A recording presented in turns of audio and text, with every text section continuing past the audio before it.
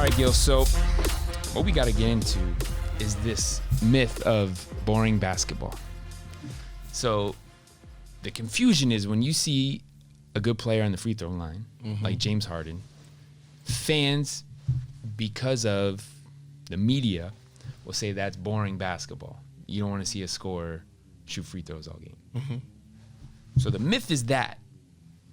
Let's break down what is actually happening. Is the reality is James is a volume scorer. So the reason he is getting to the line, he's putting the pressure on the defender, and it's working. I mean, every top scorer in NBA history leads the league in free throws or averages a lot of free throws. I mean, there's really not a lot of top scorers that didn't average at least 9 to 10 made free throws a game or, attempted. So it's weird because it's just a narrative that, that the media is pushing. James has unlocked the cheat code.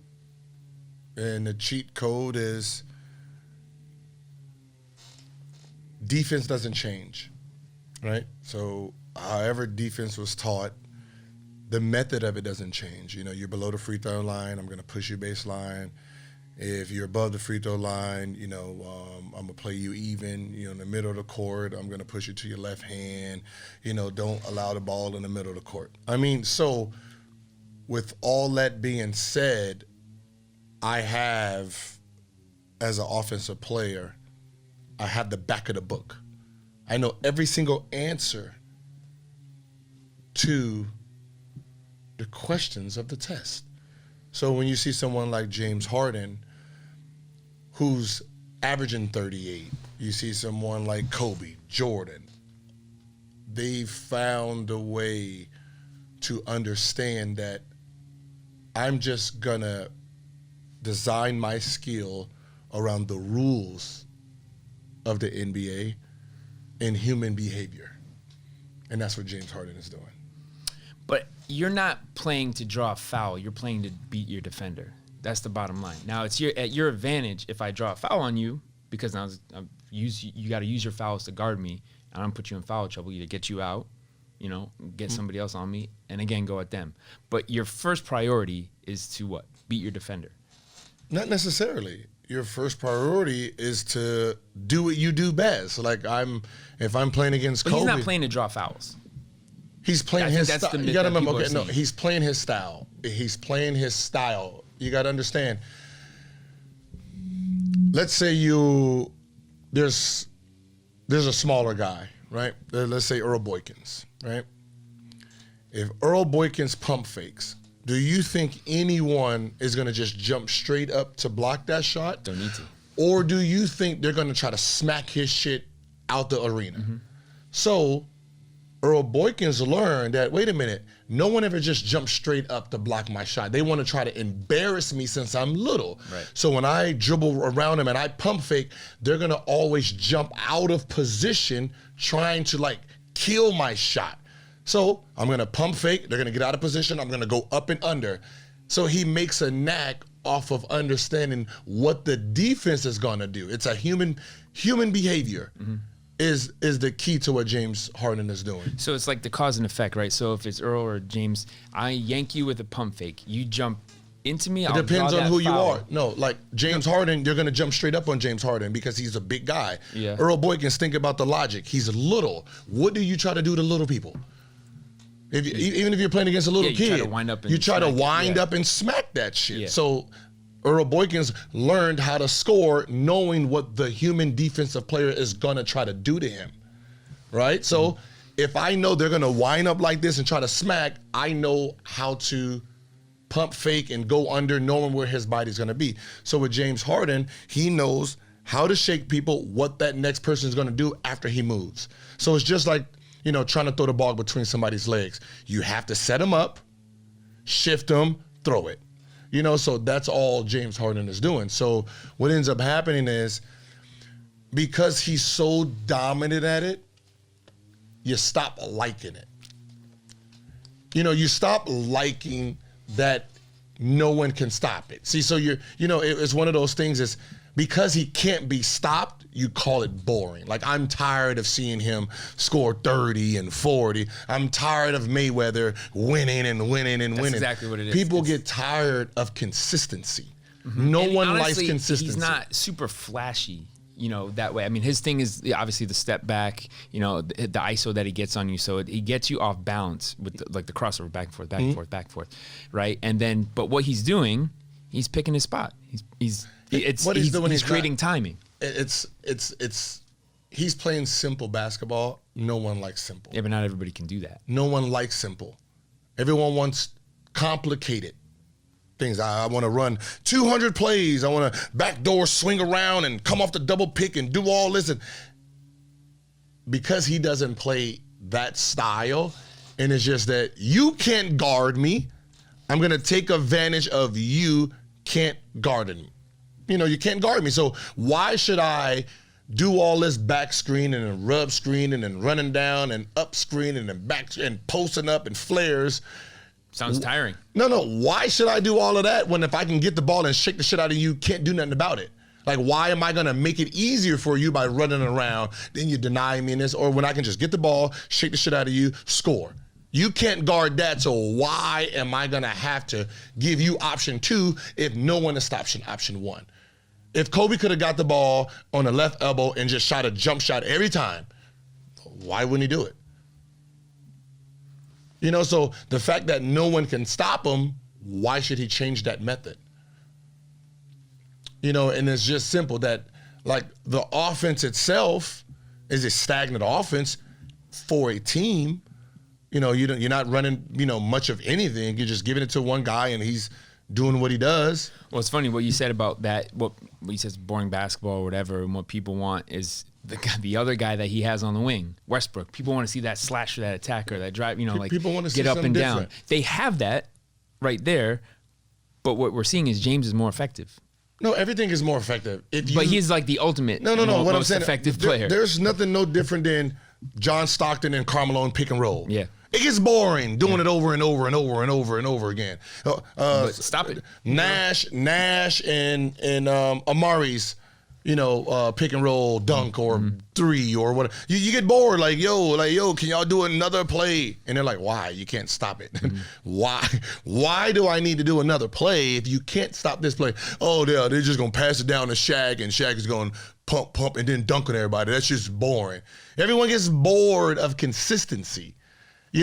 Like, I guarantee you, if he scored 5 points, the whole arena applaud, Sports Center, yeah, James is stopped, everyone cheers, and woo, woo, woo, woo. But the fact that he hasn't been stopped, you try to discount what he's doing.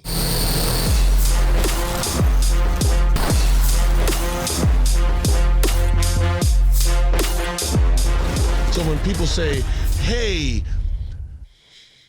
the NBA is getting too soft. The NBA, like, whoa. What are you guys talking about? Are you guys taking away evolution of players? Are you taking away, you're really trying to discredit hard work. That's what we're discrediting. We're discrediting hard work. See, we want to be stuck with the Michael Jordans and the Magic Johnsons and this. People, we look at Michael get to the gym 3 hours before. Okay, the next generation, 4 hours before. The next generation, 6 hours before. Oh, Kobe comes back. Kobe, does 2-a-days from, 6 in the morning and at night. Okay, yay. The next generation hears those stories. Now they want to add their little twist to it. So now James Harden scores 60. What does he do? Goes back into the same arena, shoots another 400 makes.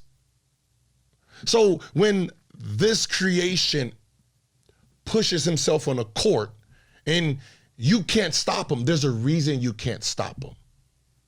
He has elevated the work ethic, which means he has elevated his skill. So when you look at a defense that hasn't changed since 1950, whenever, and you're looking at a player in 2019 make defense irrelevant. It's irrelevant. It was irrelevant when I was playing. Bruce Bowen, Kobe, Tony Allen.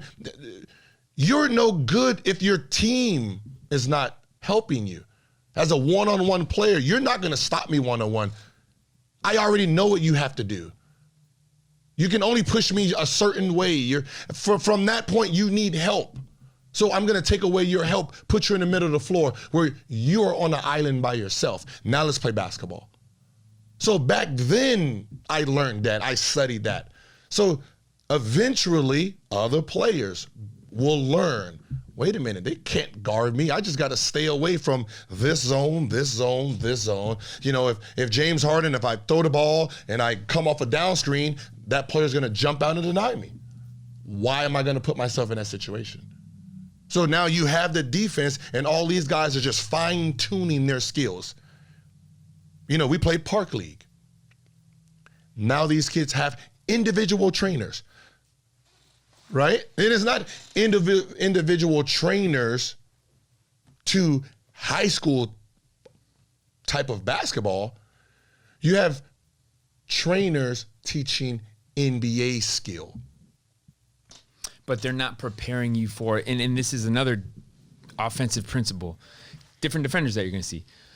Bigger defender, shorter, quicker, hyper athlete, tall and slow. And it's just like, if you have a 7-footer on you, you're not really getting trained for that 7-footer, right? They might have a guy in the gym or they might do a thing with the broom or whatever, but to recognize that scenario where it's a mismatch, right? If you got Shaq switching on you. You learn it just playing.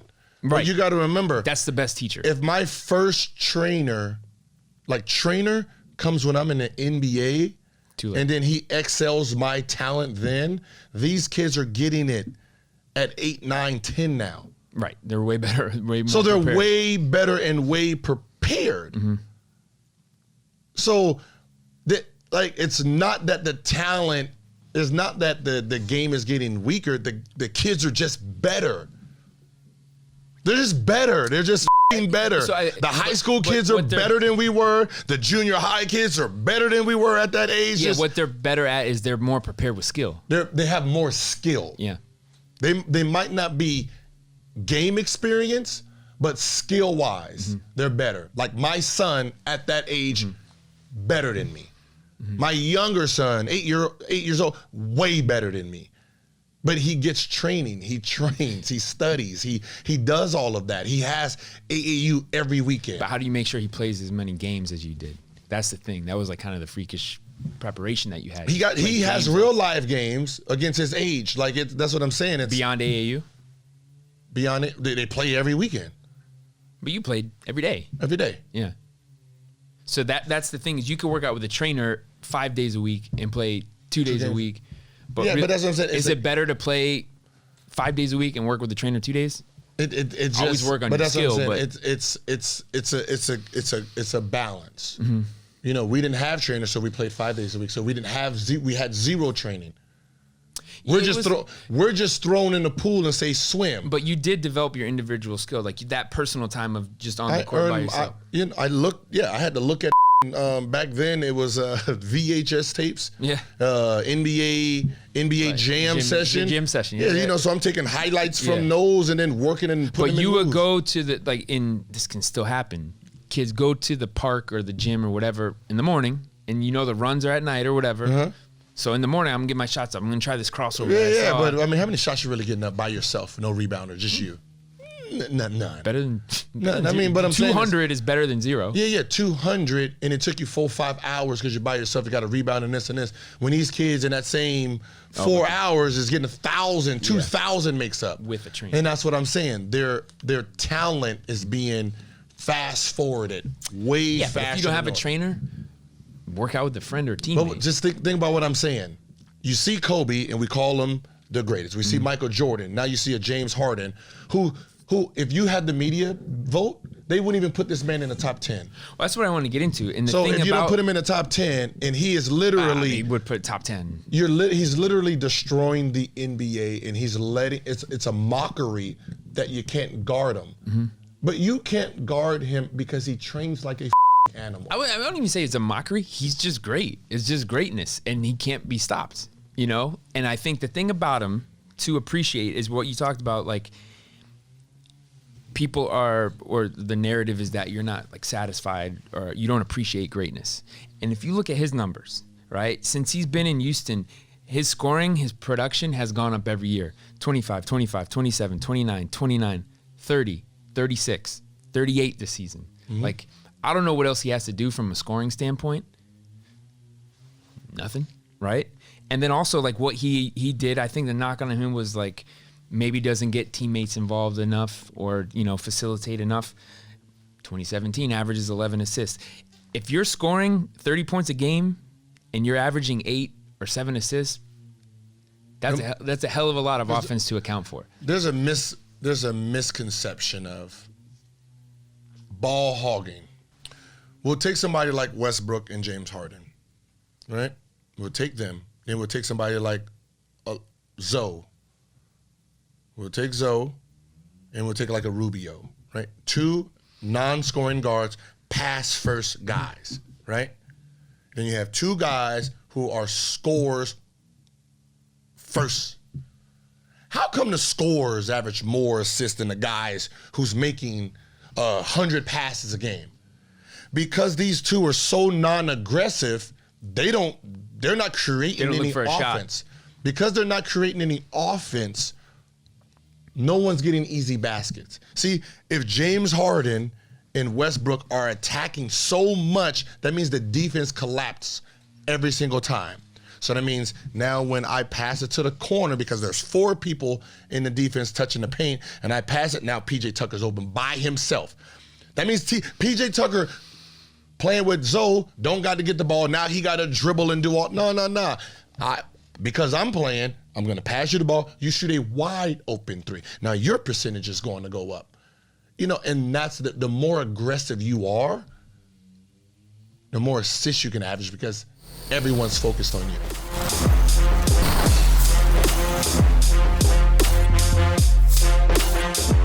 People look at Steve Nash and say, oh, yeah, you know, he didn't shoot that much. He averaged. No. Steve Nash put so much pressure on the defense when he came off the pick and roll because he was an amazing shooter. You had to focus on him. Like, you couldn't let Steve Nash in the paint just going under. No, you had to stop him. So because Steve Nash was trying to get to the paint like he was trying to score, you had to collapse. And then now all these guys are getting all these wide shots, wide dunks, is because he created that illusion that he was coming in there trying to score all the time. Right. Okay, so for a guy that is a facilitator like Steve Nash, Rubio, Zoe, there's the other guys like Dame, like Kyrie, that are also ball dominant, can create their own shot, but it's on them to set up for teammates. And I think Dame or Kemba's another good one. They have to pick their spots, right? That's the only the difficult thing is, when do I look for my shot? When do I set up a teammate? And there's another misconception. Getting teammates better. That is the dumbest shit I've ever heard. They should be good already, right? Like it's just something so stupid. Like I just never understood the concept of getting someone better. How am I going to get someone better if that is not training? Good, yeah. Like, if he's not training 6-7 hours a day, what am I going to do on a court that can possibly get him better? Oh, you mean pass it? Okay, so if I have, Robeson? What is it? Yeah. So you're saying if I drive and pass Robeson the ball 20 times, he's going to average 20? No. And probably not. No, he's not going to average 20 because I passed him the ball 20 times, because if he's not practicing his shot, all those passes I'm making are dumb. They're dumb. That's not what he's going to... Yeah, I think the phrase is wrong. It's not making my teammates better. It's get them involved, but they got to be able to score. They got to be able to finish. Hey, listen. If you're a Honda, the only way you can change your car is to upgrade it your self. So when we decide to go on a race to go against some other cars, I don't have a Honda with me. Turn it into a Benz one summer. Okay, turn it into, you got a Viper. Okay, you came back with a Ferrari. Now you got a Lambo. Yeah, now we can play ball. But to tell me oh, hey, Kobe, get Smush Park involved. You get Chris Mims, yeah. Woo-hoo. What? You know what? He averaged 2 last year. Yeah, he wouldn't do that. He averaged 2 last year. What is he going to do? Average 26 this year because I'm going to take 5 less shots? You cannot make a bad player better. Mm-mm. All he does is he works on his game and adds value to the game. And that's what people don't understand. They try to make the concept seem like, okay, he's a non-all-star. I'm averaging 39. If I average 30, I give up 9 points. Someone is going to get those 9 points. If they're not capable of getting those 9 points, then they're not capable of getting those 9 points. That's just how that works. You just can't. You're taking away 9 points. That means I got to be less aggressive. Now, if my less aggressiveness is sense, we're in trouble. So when someone says, hey, Westbrook, don't average 30, 11, and 11, average like 25, 6, and 5. Oh, so don't play hard. Just play. So don't go 100, go like 75, and that means I go 75, and then what? Someone's gonna say, "Oh my God, Russell's not going 100. Let me now take over some of his percentage." He's not downshifting that way. He's like what he does. He could play 48 minutes at the end of the game. Oh, I got a triple double. He's not thinking. I mean, somebody might tell him, but we have 10 But that's assists. what I'm saying. The way media makes it sound, you're telling the kids, "Hey, we need you to play team ball. So don't go hard. Don't be Superman. Just let somebody else get a chance to be Superman." Like, okay. I just thought y'all wanted me to kill everybody out here, but I mean, I'll save a couple villains for you. Who's behind?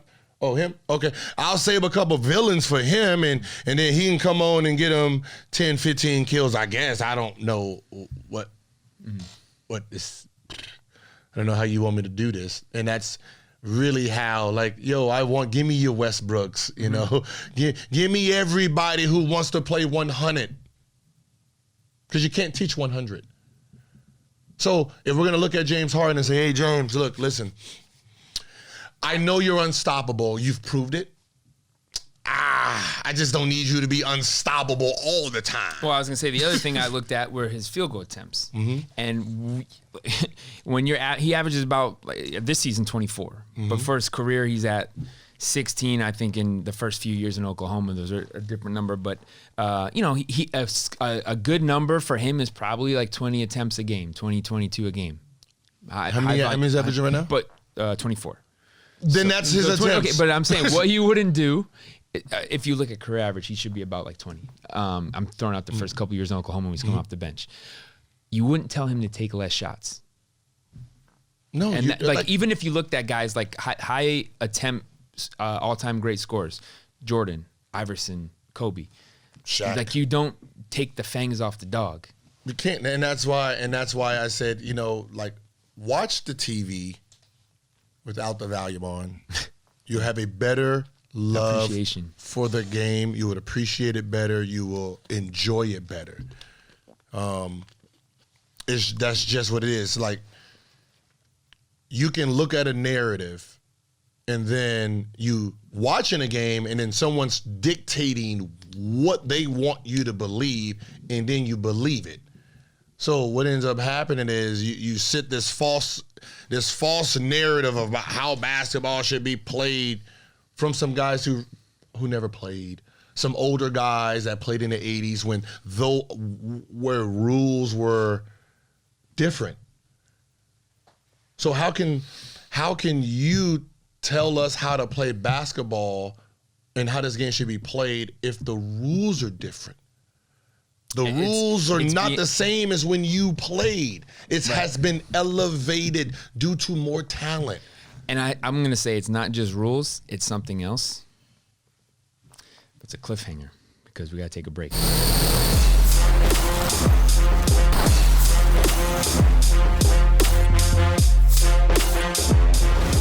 I think the media is doing a bad job pushing out the narrative of how great the game and how great these players are playing.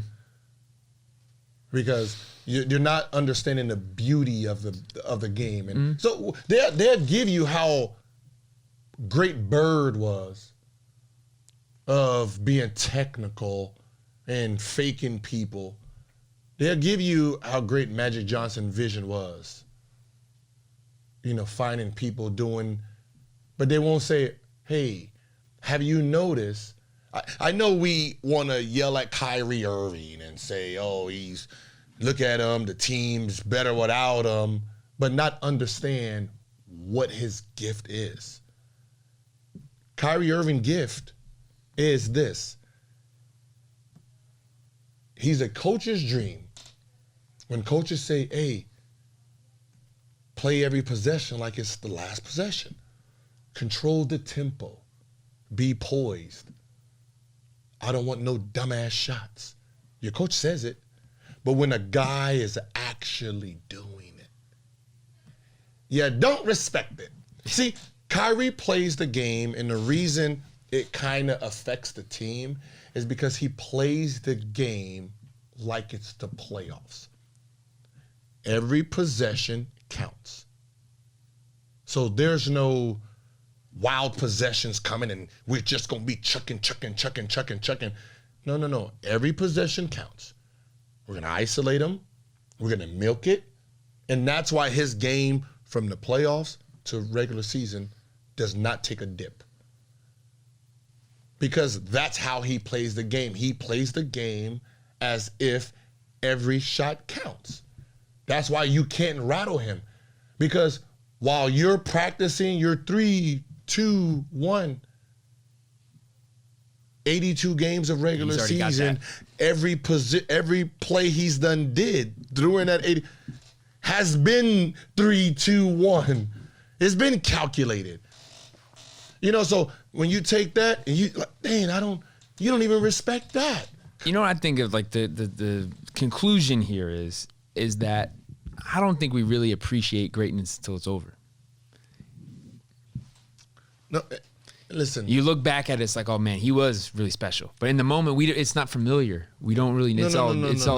It's not. It's a different time of media, and the time is those guys. They love the game. You can see it. Those guys love it. They love watching it. But if you go out there and you have Shannon Sharp cheering for LeBron, and he did that for every player, you're like, hey, hold on, come on. We need somebody to be negative here. Everybody can't be great. Mm-hmm. They create conflicts. So you're creating conflict for you to talk about something. That's where media has came to today. You're creating fake narrative just to have a conversation. Well, if you gotta do that, then you're on TV too much. How about that? Dial down how much time you are spending on TV. Maybe you don't need to do your show every day. Maybe do this shit every 3 days. Because the fact that you got to create fake narrative. Hey, is Anthony Davis and LeBron James really getting along? Are they really getting along? Do they really like each other? That's a played out narrative. Always they don't get along right now. So there's now drama, the whole there's media, like this and this, and now you get the ask stupid question. Yeah. Hey, dude, LeBron James and like, what? You just made that shit up, bro. Like the Tom Brady one. They lost the second game, Tom Brady needs to retire. He's washed, yeah. He's what? You just had them number one, jackasses. You just had them number one. I mean, look, LeBron this season, watch LeBron, whatever the hashtag is. Like, let's slow down. That's what I'm saying. He was injured last year. And he was injured last year, and still what he averaged? Like 28. Yeah, and this is the stupidest narrative. But now this year you add AD, you have Dwight, you have all these. Can you look up Michael Jordan real quick? Yeah. Just look at Michael Jordan. Okay. What do you want to know? Just look at. Yeah, I got him. What do you want to know? When did he win his last championship? 1998. What was the age? 34. 34. How much did he average? 28.7. 28.7. Say it again. 28.7. LeBron's 28, right there. Yeah. 28.7 by the age of 35. Did they say Jordan was washed? No. No. Shut the up.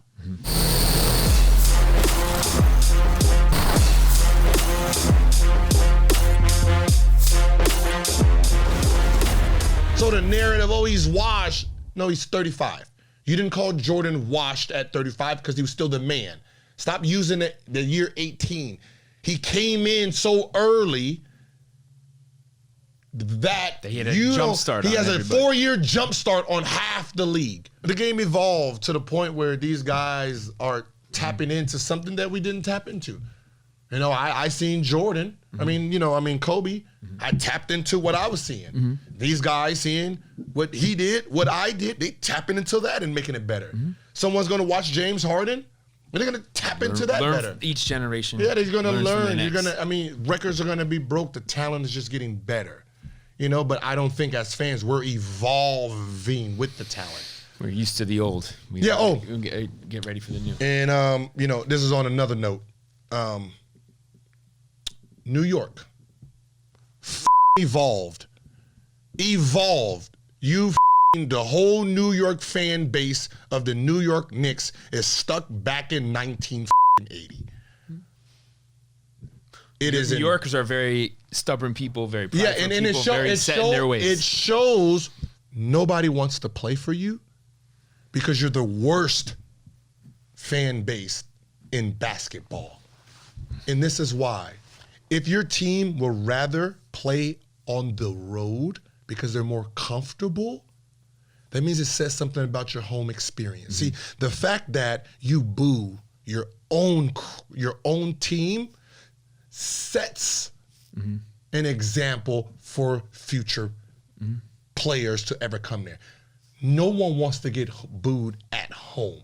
How many games does Golden State start off down? A lot. They started off the great Golden State. And worst record, injuries. No, not this Golden State. This Golden State. We're talking about the 2 championships, the 73 Golden State. Okay. They didn't always start off the game hot. Yeah. They did not always start off on fire. Yeah. They'd be down 5, 10, 15. And what did the crowd do? They didn't boo and make it worse. They knew they were going to What I'm get saying in a is rhythm. they didn't boo to make it worse. Booing makes it worse. Like if your child is sad and you're yelling at him, I'm pretty sure his smile is not gonna go in his face. So no, not at all. What Golden State fans and the other 29 fans do, they stand up, they start cheering their team on. What does that do to a human being? Makes you better. Shit, let's go. Right. The crowd is here. We at home. Let's get this shit going. And then the comeback comes. That's why the Currys and them can shoot lights out and the crowd is so vibed in. It's the hype.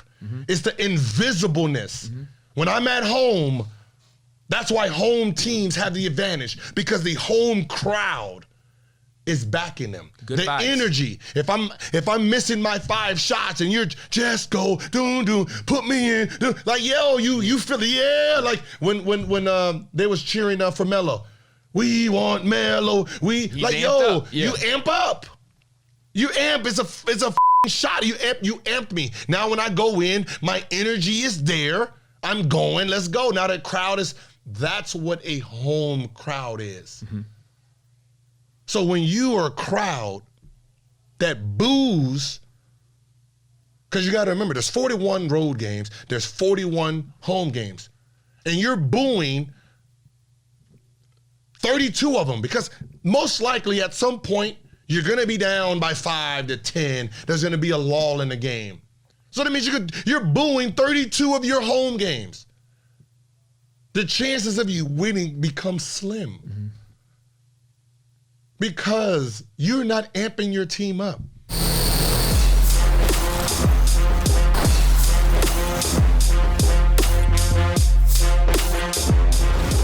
New York fans is like an op. And it goes to the broadcasters too. Mm-hmm. The New York fans, those broadcasters, the Stephen A's and the Michael Rappaports, that's your team. That's your team. Why would you say any negative thing about your team?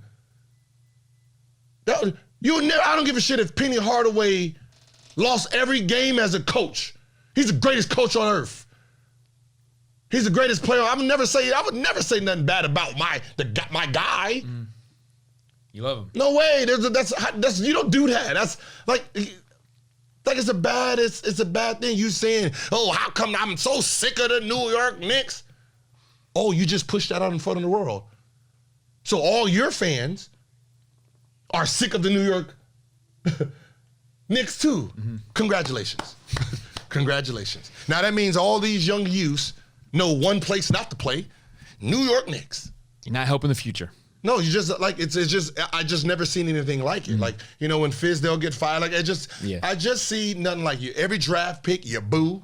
It's like they only get worse. They only go another rung down the ladder. Yeah, because that's what I'm saying. It's one of those things where I work my ass off for this game, and the worst thing that I want is my own group. You got to think of it as friends. Mm-hmm. Imagine you being a singer or a rapper, and the people in your entourage is booing you when you perform. I mean, really think about that. You start off to a rocky, you got your dance moves ain't kicking in very well, at the beginning, and then in the back like, oh, hey man, cut her off, man. She's terrible tonight. Boo. Yo, damn, I don't even want to be. You be out here for? Hey, coach, when we go on the road, man? Shit, let's just have all road games. All this home shit. That's how they actually think. I mean, well, do we have to play 41 at home? Right now, it's like the only way we're gonna play at home is, hey, can y'all give us a 10-point lead so these start cheering for us? Shit. You know what I mean? Like that's literally how the fan base is and how the players think. It's just one big negative environment. So let's give the fans this. No. Right. No. Let's get a couple takeaways. Takeaways? Okay. Is don't be your team's op. Okay. Don't be your team's worst enemy. Don't be your team's worst enemy. Okay. Appreciate the work. Enjoy the results. And don't be fair weather. Be a diehard. Yeah. You'll get better results out of that. You'll love the game. You gotta remember, like right now. New York, I'm gonna show you what a great fan looks like. Okay. What a great fan looks like. There's this guy named Kobe Bryant, right? He played for this team called the Lakers. Mm-hmm. And there's this guy named LeBron James who played for Cleveland. Kobe fans did not like LeBron James at all. LeBron James fans did not like Kobe at all. Right? Right. LeBron James comes and put on a Laker uniform. Mm-hmm. There's Laker fans and Kobe fans that will refuse to buy a ticket. Kobe loyalists. Because their op has joined the team. And that is what a fan, like, you are loyal by all means. That's true fandom. I don't know. Does football boo? Is there a team out there? Every sport boos. Rest. Your home team? Go to Cleveland right now. They boo their home fan. Yeah. That's exactly why they suck there. Raiders fans do too. They boo their home team? They're leaving. They're going to Vegas. They boo the Oakland fans don't boo their team. Years past. Oh, they didn't boo. Sure. We were terrible. Oakland Raiders. Oh, I was gonna say we were terrible. They never booed us. Yeah. We was jumping. We was jumping. Right. We was It's part of sports. There's ups and downs. No. Home teams booing their team. There's only one organization that does that throughout the years, and it's the Knicks.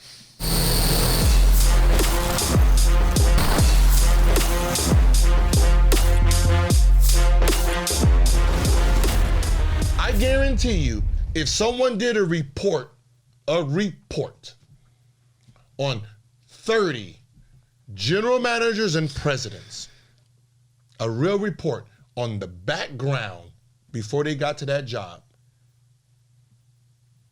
you would lose all respect for the game of basketball. Probably would. You will be disgusted with the people who are making decisions on basketball. I heard a story of one president of basketball operations president and general manager got his job because his best friend mom was a high up exec and it gave him the job. Worked at Kinko's management. What the It's about who you know. Yeah, but that's a problem. You're like, who you know, it what the you know about picking a draft pick. Yeah, if I want my paper straight, okay, hey, GM, hey, this look good for the passport, brother. Like, you know about the pick though. But that's what I'm saying. So if Dolan doesn't have the mindsets around his team that with this open wallet policy he has, yeah, you're not gonna have any. Just throw money out the window. Yeah, but obviously, that's the problem. Obviously, he doesn't care about money. But that frustrates fans. It's like, we're paying you so much, you got to produce, you got to win, all that stuff. But think about what I'm saying. It's not like he's like everyone wants to blame him. Oh, so ever since he bought the team like, whoa! Ever since he's bought the team, ever since he bought the team, his team has been in the luck. You know, they've been top 2 in expenses every year. You know, I'm pretty sure if we add up the last 20 or ever since he's got the team, every team to see who spent the most money, I'm pretty sure it's him. Whoever's making the decision on talent themselves just don't know basketball. That's it. You just don't know basketball. You know what I mean? Like even the way they was running their team. You know, you got RJ at the 2 for what? Slow-footed. He's methodical. Put his ass at the 1 so he always has his speed. Dennis Smith Jr., you go to the 2. You know, it's you got to find a way to heighten everyone's ability, like Dallas did with Luka. Yeah, I can put you slow ass at the 2, and you will be all right. Or I can put your slow ass at the point, and you look a little faster because now your attributes kick in because you're in this position. That's the same thing with RJ. Yeah, you're a 2, but you will be a better point. A guy who's making decisions with the ball. So what's the solution for him, for the Knicks? It's like any other business. Let's see, Facebook, Twitter, whatever. What you do is make sure you have the smartest minds running your organization like you do your other jobs. So Google or Facebook always does it every year. Hey, we're going to give $1 million, $10 million to anybody who can hack our system. All they're doing is finding new workers. See, instead of interviewing, I don't need to interview. I want to see your talent. Here's $10 million. Hack. Defense gets ready. Anyone who breaches, you're hired. You're fired. Well, in this situation, that's why they're so infatuated with Masai Ujiri. Built Toronto. Okay, we'll take a guy that has proven he can do something, won a championship. That's what you do. But that's anybody. Then he pays him. Like the Lakers with their bench squad. The minds on the bench squad is amazing. You have basketball minds. You have basketball trainers. You have some of the best trainers, you know, when it comes to skill development on that roster. So that team having success for the long haul is going to be impeccable. Mm-hmm. So when people say who's going to win a championship, when I look at the whole roster of everybody, the Lakers staff is just as great as the team. You have a Penn birthday. You have Phil. You have Jason Kidd. You have Wilkins. Woodson. I mean, you have great minds. Perfect. And then I didn't even realize Tyrone Lue was over at the Clippers. Great addition. You know, you just sit there and you just. And that's what it is. Good teams, good organizations. But well-run organizations. They know how to find that. But advantage. if you're a real sports junkie, you will understand the elements of what's happening, and that's what is not being pushed in media. It's just like I personally sometimes don't like. There's no offense to them, but it's like when when you have. No, I don't even want to say it because I was like, when you have other sports announcing on something they've never played, but for the most part, most football players do play basketball. Basketball players do play football. It's just one and the same, so it's hard to make that, it's that, I'm not going to say that one because that's untrue. I was going to say, like when football players announce basketball, they don't but they do because they play it. They play it in the summer. They played it in high school. So they have basketball knowledge to understand.